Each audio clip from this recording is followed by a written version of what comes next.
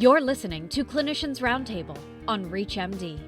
On this episode, Dr. Mutahar Ahmed will discuss strategies for improving conduit and neobladder efficiency. Dr. Ahmed is the director of the Center for Bladder Cancer at Hackensack University Medical Center and a professor of urology and the director of the Minimal Invasive Robotic Oncology and Urology Fellowship Program at Hackensack Meridian School of Medicine.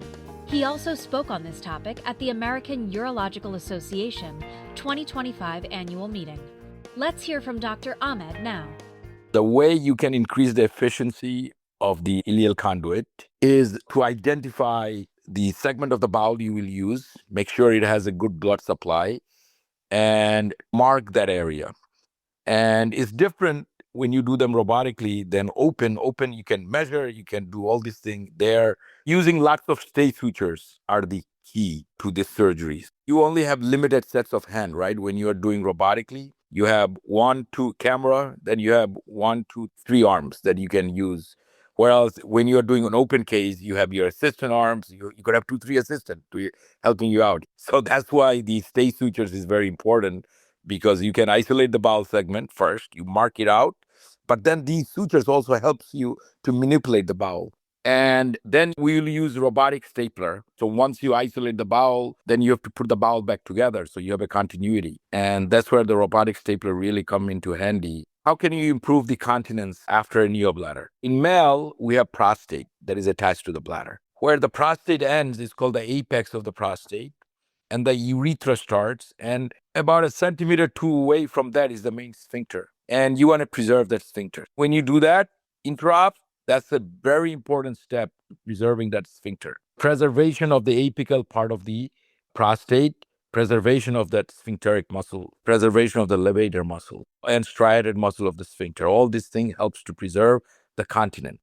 On a female patient, it's very important during the surgery, you must preserve the anterior vagina, especially the distal part of the anterior vagina. Because in their case, anatomically, the urethra is much shorter. If you are not able to do that, you should not do a neobladder. Do a conduit, you could do an Indiana pouch or continent pouch.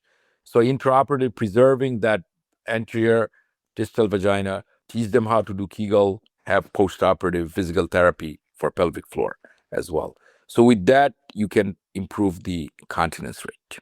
Most of the cystectomy is done for bladder cancer or urothelial cancer. You'll do routine follow-up for that. If they have an oncologist, they may do additional tests as well. Generally, they involve repeating a CAT scan, ultrasound, blood test. There are many support groups.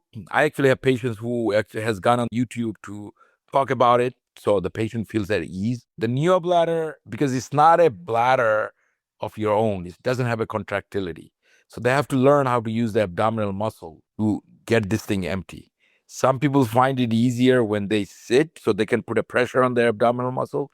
Some people find it is easier when they're standing. So we teach them that they should learn how to understand their body and see which method works better for them. But it is not like your natural bladder that you can just go and squeeze that bladder and urine comes out. It requires a little bit of a lesson and learning process. That was Dr. Mutahar Ahmed discussing tactics for improving conduit and neobladder efficiency. To access this and other episodes in our series, visit Clinicians Roundtable on ReachMD.com, where you can be part of the knowledge. Thanks for listening.